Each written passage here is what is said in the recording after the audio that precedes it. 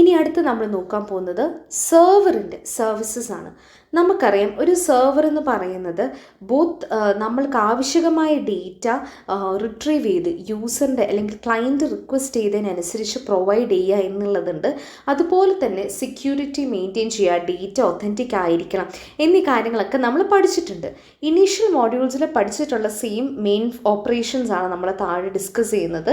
Database റിക്വസ്റ്റിനെ process ചെയ്യാൻ, authority check ചെയ്യാനും, integrity constraints violate ചെയ്തില്ല എന്നുള്ളത് ഉറപ്പ് വരുത്താനും, അതുപോലെ തന്നെ എന്തെങ്കിലും ക്വയറീസോ അല്ലെങ്കിൽ അപ്ഡേഷൻ ഓപ്പറേഷൻസ് ഉണ്ടെന്നുണ്ടെങ്കിൽ അത് ചെയ്തിട്ട് അത് പുട്ടിൻ ചെയ്തിട്ട് അതിൻ്റെ ഔട്ട്പുട്ട് ക്ലയൻറ്റിലോട്ട് എത്തിക്കുക എന്നുള്ളതും, കൺകറൻസി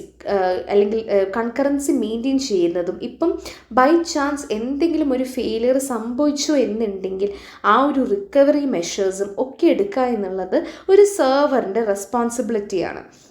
ചില ടൈപ്സ് ഓഫ് സർവീസസ്, നമ്മുടെ സെർവറിൻ്റെ ചില ടൈപ്സ് ഓഫ് സർവീസസ് നമ്മൾ ഓൾറെഡി മെൻഷൻ ചെയ്തിട്ടുണ്ട്.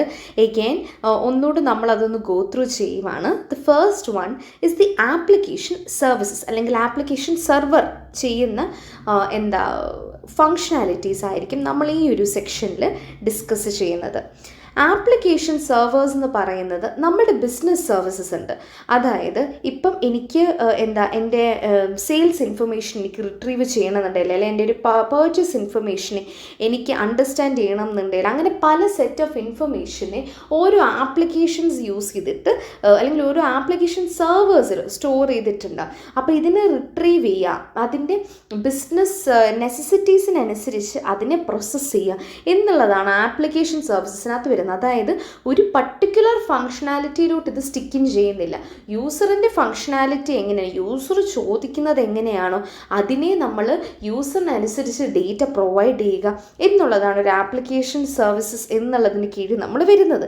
ഇവിടെ ഇവർ കൊടുത്തേക്കുന്ന എക്സാമ്പിൾ എന്ന് പറയുന്നത് ഒരു ഇൻവെൻട്രി കൺട്രോൾ സിസ്റ്റത്തിനകത്തെ സ്റ്റോക്ക് ഇൻഫർമേഷനെ മാനേജ് ചെയ്യാനായിട്ട് നമുക്ക് ആപ്ലിക്കേഷൻ സെർവർ യൂസ് ചെയ്യാം. അതായത് ഡിഫറെൻറ്റ് ഇൻഫർമേഷൻസിന് ഡിഫറെൻറ്റ് സെർവേഴ്സിലോട്ട് നമ്മൾക്ക് ഡിവൈഡ് ചെയ്തിട്ട് റിക്വസ്റ്റിനനുസരിച്ച് ഓരോ ആപ്ലിക്കേഷൻ സെർവറിനെ ആക്സസ് ചെയ്യുക എന്നുള്ളത് പറ്റുന്ന കാര്യമാണ്. അപ്പം ഇൻഫർമേഷൻ മാനേജ്മെൻ്റ് ആണ് മെയിനായിട്ട് ആപ്ലിക്കേഷൻ സർവീസസിൻ്റെ കീഴിൽ വരുന്നത്. നമുക്ക് പല ഡിഫറെൻറ്റ് ടൈപ്സ് ഓഫ് സർവീസസ് ഉണ്ട്. സോ ഓരോന്നും പല പ്ലാറ്റ്ഫോമിൽ ചിലപ്പോൾ റൺ ചെയ്യും. ചില ഡിഫറെൻറ്റ് ഓപ്പറേറ്റിംഗ് സിസ്റ്റംസ് വേണ്ടി വരും, വേറെ ഡിഫറെൻറ്റ് ഹാർഡ്വെയർ പ്ലാറ്റ്ഫോമിലായിരിക്കും റൺ ചെയ്യുന്നത്. അതൊക്കെ it completely depends upon the server. So നമുക്കൊരിക്കലും ഇന്ന സെർവർ ഇങ്ങനെയാണ്, ഇന്ന സെർവർ അങ്ങനെയാണ് എന്നൊന്നും നമുക്ക് പറയാനായിട്ട് പറ്റില്ല. അടുത്ത സർവീസസ്, സെർവറിൻ്റെ അടുത്ത സർവീസ് എന്ന് പറയുന്നത് ഫയൽ സർവീസസ് ആണ്. നമുക്ക് ആവശ്യമായിട്ടുള്ള ഡേറ്റയെ സ്റ്റോർ ചെയ്യുകയും നമുക്ക് ആവശ്യമുള്ളപ്പോഴത്തേനും അതിനെ റിട്രീവ് ചെയ്യുകയും ചെയ്യുന്നതാണ് ഫയൽ സർവീസസ് കൊണ്ട് നമ്മൾ ഉദ്ദേശിക്കുന്നത്. അപ്പം ഇതിനകത്ത് എന്തെങ്കിലും ഫ്രീ സ്പേസസ് ഒക്കെ ഉണ്ടെന്നുണ്ടെങ്കിൽ അതിനെ മാനേജ് ചെയ്ത് പുതിയ ഡേറ്റ വരുന്നതിന് സ്റ്റോർ ചെയ്യാനൊക്കെ നമുക്ക് സാധിക്കും. അപ്പോൾ ഇവിടെ ഡേറ്റാബേസസ് വെച്ച് മാത്രമല്ല നമ്മൾ പറയുന്നത്, ബാക്കപ്പ് ആയിക്കോട്ടെ, ഷെയർഡ് ഡേറ്റ ആയിക്കോട്ടെ, ടേപ്പിലോ ഡിസ്കിലോ ഒക്കെയുള്ള ഡേറ്റയെ മാനേജ് ചെയ്യാനായിട്ട് നമുക്ക് ഫയൽ സർവീസസ് യൂസ് ചെയ്യാം. അടുത്ത് നമ്മൾ നോക്കുന്നത് പ്രിൻറ്റ്, ഫാക്സ്, ഇമേജ് സർവീസസ് ആണ്. സോ പ്രിൻ്റ് എന്ന് പറഞ്ഞാൽ നമുക്കറിയാം, നമ്മൾക്ക് സെർവറിന് ക്ലയൻറ്റിൽ നിന്ന് കിട്ടുന്ന ഒരു ഇൻപുട്ട് ഉണ്ട്. ആ ഒരു ഇൻപുട്ടിനെ നമ്മൾ ഓൾറെഡി നേരത്തെ പ്രിൻ്റ് ഓർ ഫാക്സ് സർവീസസ് പറഞ്ഞിരുന്ന ഒരു ക്യൂ മാനേജ്മെൻ്റ് ഉണ്ട്. ഓക്കെ, ഒരു ക്യൂ മാനേജ്മെൻ്റ് ഉണ്ട്. അപ്പോൾ ഈ ഒരു ക്യൂവിനെ നമ്മൾ മാനേജ് ചെയ്യുമ്പോഴത്തേനും പ്രയോറിറ്റി ബേസിസിൽ, ഓക്കെ, ഇപ്പോൾ ഓൾറെഡി എനിക്ക് എൻ്റെ ഡോക്യുമെൻ്റ് ഇപ്പം 1, 2, 3 ഇപ്പോൾ ഓൾറെഡി ഒരു പ്രിൻറ്റിങ് നടക്കുകയാണ്. അടുത്ത ഒരാളിപ്പം എൻ്റെ ക്ലയൻറ്റ് തന്നു ഒരു റിക്വസ്റ്റ് എന്ന്, അപ്പം അതാണ് ഇവിടെ നിൽക്കുന്നത്. അപ്പോൾ ഈ ഒരു പ്രയോറിറ്റി കഴിഞ്ഞിട്ട് അടുത്ത പ്രയോറിറ്റി ഉള്ളതിന് ഇത് പ്രിൻറ്റ് ചെയ്ത് മാറ്റും. അങ്ങനെ ഇത് ക്യൂ ക്ലിയർ ചെയ്യും. അപ്പോൾ അതാണ് ഒരു പ്രിൻറ്റ് സർവീസ് അല്ലെങ്കിൽ ഒരു ഫാക്സ് സർവീസസിൽ അവർ നടക്കുന്നത്. അപ്പം ഓരോ റിക്വസ്റ്റ് വരുന്നതിനനുസരിച്ച് പ്രയോറിറ്റി ഏതിനാണ് കൂടുതൽ അതിനനുസരിച്ച് അവരെ നടത്തിക്കൊണ്ട് വിടുക എന്നുള്ളതാണ് ഒരു പ്രിൻറ്റ് അല്ലെ ഫാക്സ് ഇമേജ് സർവീസസിൽ നിന്നും പ്രിൻറ്റ് ഓർ ഫാക്സ് സർവീസസ് ചെയ്യുന്ന ഫങ്ഷൻ എന്ന് പറയുന്നത്.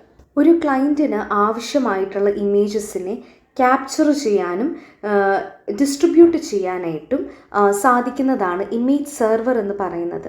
സോ ഈ ഒരു ഇമേജ് സെർവർ എന്ന് പറയുന്നത് ഇപ്പം നമുക്കൊരു മെയിൽ വന്നു, ഒരു പേപ്പർ മെയിൽ വന്നു, അതിനെ ഇമേജിലോട്ട് കൺവേർട്ട് ചെയ്ത് ഈ ഒരു സെർവറിൽ സ്റ്റോർ ചെയ്യാനായിട്ട് സാധിക്കും. അത് എന്നിട്ട് ക്ലയൻറ്റ് ചോദിക്കുമ്പോഴത്തേനും കൊടുക്കാനായിട്ടും പറ്റും. അപ്പം അതാണ് ഇവിടെയുള്ള ഇമേജ് സർവീസസ് അല്ലെങ്കിൽ ഇമേജ് സെർവർ കൊണ്ട് നമ്മൾ ഉദ്ദേശിക്കുന്നത്. ഇനി അടുത്തത് കമ്മ്യൂണിക്കേഷൻ സർവീസാണ്. നമുക്കറിയാം ഭൂരിഭാഗമുള്ള കമ്മ്യൂണിക്കേഷൻ നടക്കുന്നത് നെറ്റ്വർക്ക്സ് യൂസ് ചെയ്തിട്ടാണ് അല്ലേ.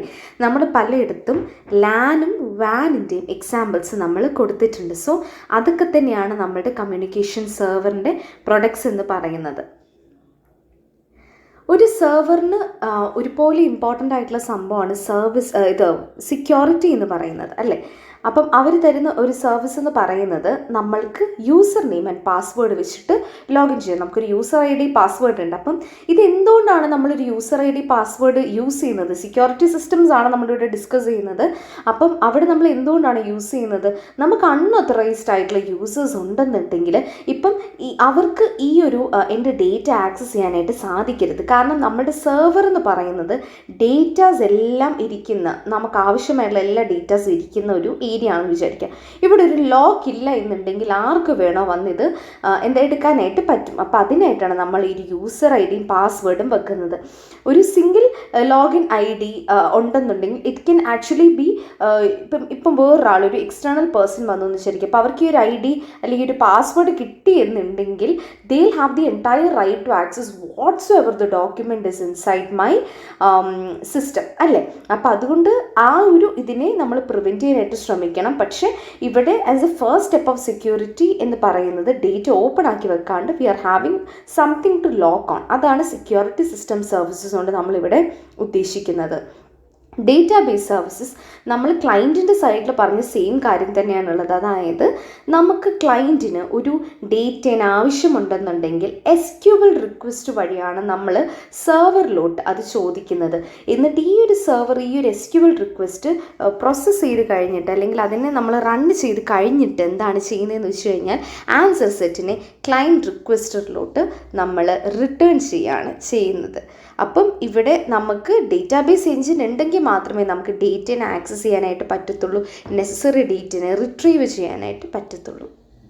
ഒരു ഡേറ്റാബേസ് എഞ്ചിൻ്റെ ഫീച്ചേഴ്സാണ് നമ്മൾ അടുത്ത് പറയുന്നത്. ലോക്കിംഗ് മെക്കാനിസം ഉണ്ടായിരിക്കണം. എന്തുകൊണ്ടാണ്?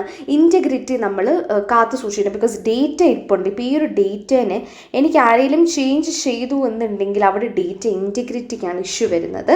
Deadlock detention and prevention. Because നമ്മളുടെ സെർവർ എന്താണ് പ്രൊവൈഡ് ചെയ്യുന്നത് അല്ലെങ്കിൽ നമ്മുടെ ഡേറ്റാബേസ് എഞ്ചിൻ എന്താണ് പ്രൊവൈഡ് ചെയ്യുന്നത്? ഡേറ്റയാണ്, അല്ലാന്നുണ്ടെങ്കിൽ സർവീസസ് ആണ് അല്ലെങ്കിൽ റിസോഴ്സസ് ആണ് നമ്മൾ പ്രൊവൈഡ് ചെയ്യുന്നത് അല്ലേ.